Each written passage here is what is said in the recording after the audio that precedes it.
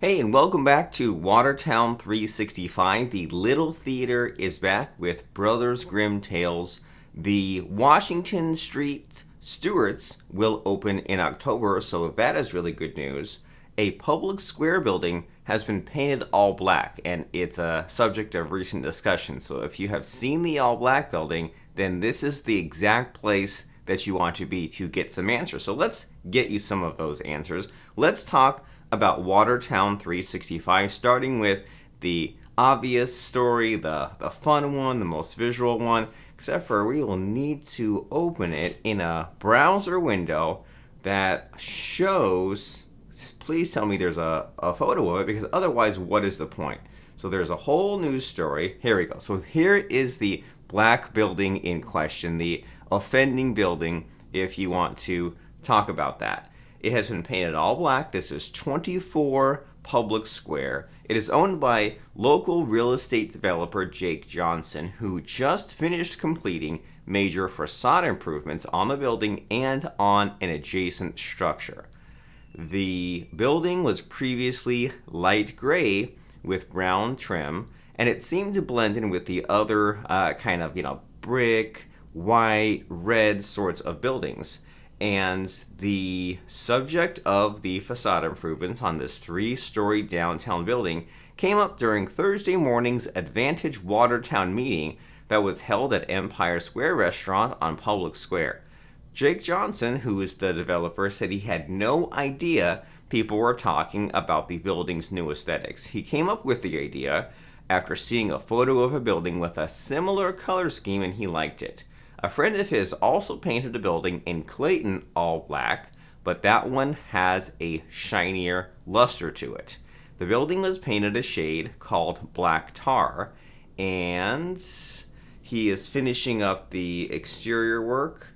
They are working on 6 different buildings to undergo full facade work, and there is a deadline of all of that, which has been delayed due to supply chain issues, but they are planning on next April to have many of these downtown buildings kind of redone, looking fresh, looking new, redesigned, love it or hate it. And here you go, here you think that maybe he was in trouble or something for having the black building, but it looks like even though black tar, you wouldn't think that would be something that people would like, but it is getting the discussion going. So what are your thoughts? Well, you can go and join us on our Watertown365 Facebook page as Watertown, our facebook.com/Watertown365.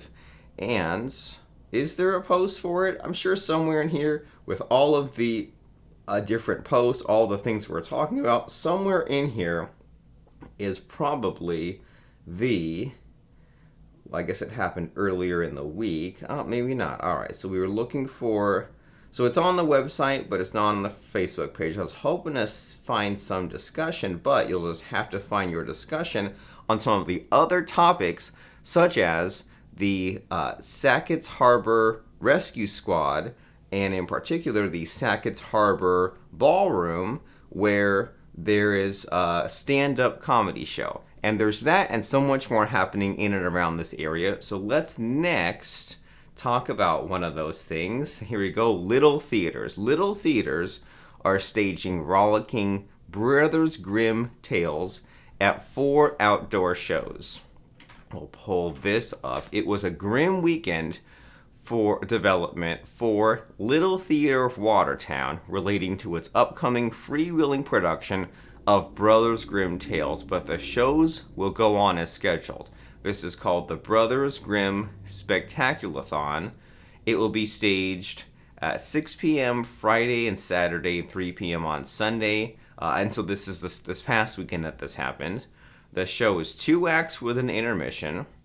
And so yeah, you should be aware that the Little Theater of Watertown has some of the shows like this. And if we search Little Theater of Watertown, so they're at littletheaterofwatertown.com. You can go here, you can see some pictures, you can see the dates that things are happening. You can click on productions, and here you have current show and I guess past shows.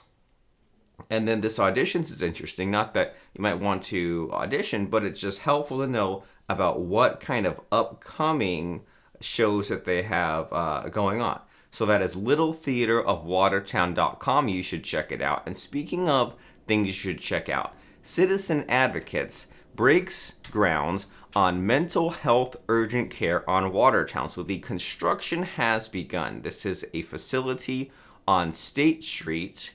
This is outside the former Great American Grocery Store. This was past Tuesday morning. They are going to bring what is said to be much needed mental health care on the region. All right, so next up, even more construction news. It seems like that's just the theme this week is construction about the Black building, the mental health facility, and then now we're talking next, construction-wise, about the new Washington Street Stewart. So if this stretch of sidewalk and land and all that looks familiar, if you've walked by, if you've driven by it, if you've seen it, if you've heard about it, then this is the new Stewart Shops. So Stewart Shops convenience store should open on Washington Street mid-October, replacing an existing one several blocks away. This is yet again one of those projects debated upon, red tape, budget, meetings with the city council, with votes, dealing with real estate developers. But this new store will add 2 full-time equivalent employees and employ 9 workers. They're working with a laundromat business to open in the existing store at 1226 Washington Street. And just in general, the existing Stewart's is too small and too outdated of a store. So it is time for bigger and better things.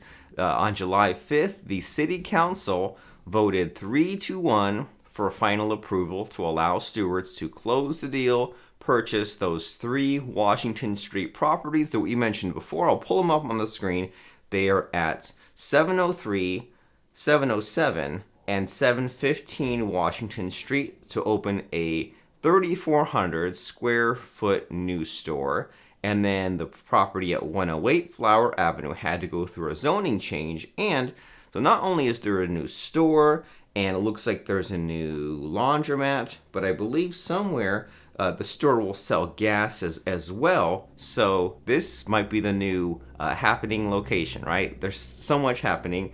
And the chain made several changes to the project according to the outrage, the protest, the feedback. They chose to reduce the size of its store and its look to try to gain support of the neighbors. That way, it's a thing that they build, that makes money, that they like, but also that the community likes. So even though, I don't know, for you and me, it probably is kind of boring hearing about budgeting and hearing about address permits, but this is a months-long process, so that way the property developers, I guess, can like see what people don't like. There's like, oh, it's too big, it's too outrageous, then they can change things up and try to come up with building something that everyone is happy with. Now, COVID-19, it seems like maybe a year or two ago, that was like half of what we talked about, right? That was almost all of the news. And now it's a little bit there in the background, but there's updated CDC COVID-19 guidelines for unvaccinated people. So what's been happening is that there's a vaccine, and then some places choose to do the mask thing, and some areas there's like an uptick in cases. And the biggest change since we even started doing this podcast a couple years ago is that we used to weekly give you an update on those COVID-19 numbers, but a lot of areas are now just going to monthly because it's not gone, so it's still being reported, but it's not such a up to the week, up to the day thing where they have to give us the numbers every time, because that just gets repetitive, right? But it's still good to stay informed. And so along those lines, there are updated CDC COVID-19 updates.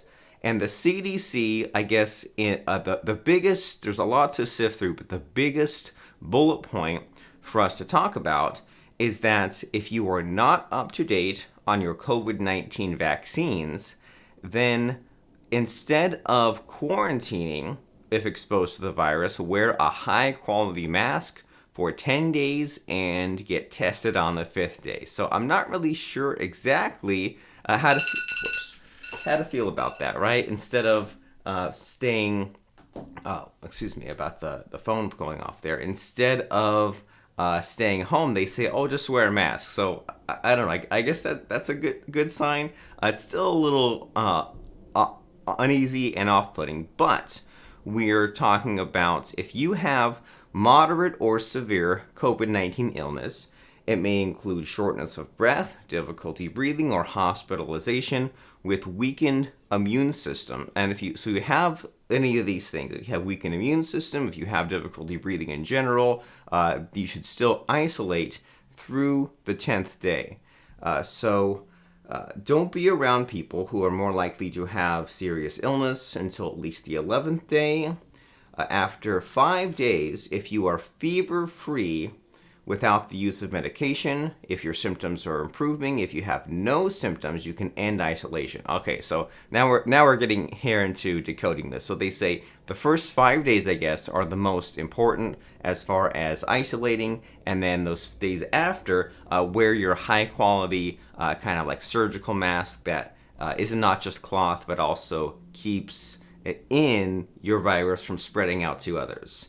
And so yeah, I guess maybe that means in general that things are improving. The testing of asymptomatic people without a known exposure will no longer be recommended in most community settings. So what I interpret from that is that get tested if you think you've been exposed, but don't just get tested for the heck of it unless you have a reason.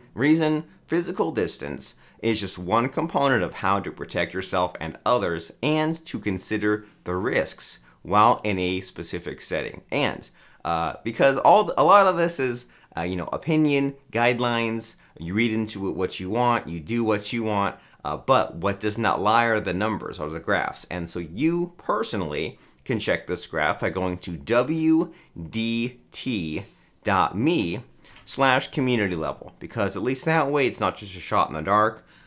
And so we can go here and say state New York, and then county, I guess Jefferson County so Jefferson County is medium, and St. Lawrence County is medium, and then Lewis County is medium. Okay, so that is how we can check some of those things. And it's up to you to go down on whatever rabbit hole you want to see how much data that you can stand, that you have time for, that you want to look at. But the kind of the cap on all of this, with all this meandering, is that the CDC is continuing to stress the importance of being up to date with COVID-19 vaccines to protect you and to protect others around you against serious illness, hospitalization, and death. And the updates here on another link here,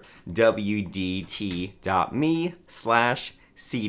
update. And there's a lot of things to read, but if you have time on your hands, if you're nervous, this is your place to get informed.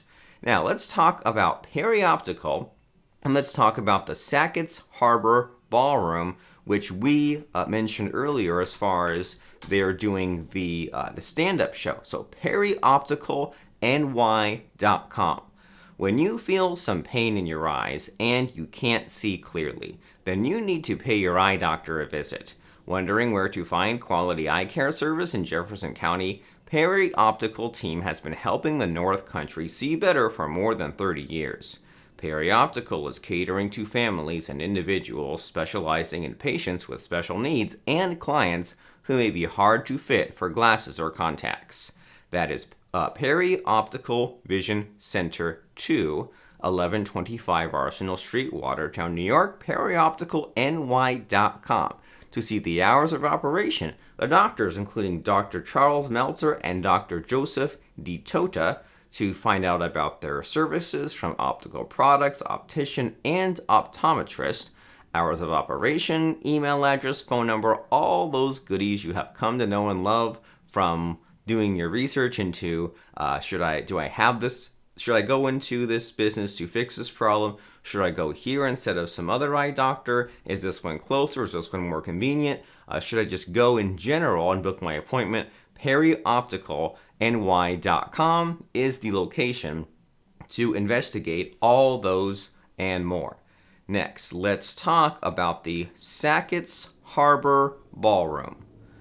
We go to Sackett's Harbor Ballroom. That's sackettsharborballroom.com, remodeled and refurbished in 2018. The Sackett's Harbor Ballroom event venue provides you with a marvelous atmosphere to hold your event, whether it be a wedding, reception, meeting, educational event, family celebration, or Christmas party. Sackett's Harbor offers a unique, clean, accessible, and affordable facility to hold your public or private event.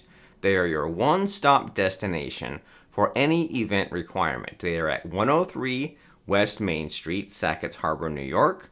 sackettsharborballroom.com to check out the upcoming events, the wedding venue options, the event planner options, what people are saying, Facebook, email, phone number, sackettsharborballroom.com. And speaking of websites, Watertown365. This is our hub. This is our location where you can dive in and jump in about all these news stories, such as the hero dog lover who keeps seniors and their pets together with peace of mind. You can find out about that upcoming meteor shower. You can see about how there are volunteers. They are looking to grow this community service organization, Watertown365.com, and then go over, click on that Facebook icon to find us at facebook.com/Watertown365 to jump in about National Vinyl Record Day, about National Sons and Daughters Day, and National Lazy Day. Watertown365.com and facebook.com/Watertown365. We will see you there, and we will see you next week with some more news updates. Stay safe out there, have fun, and we'll see you next time for Watertown 365.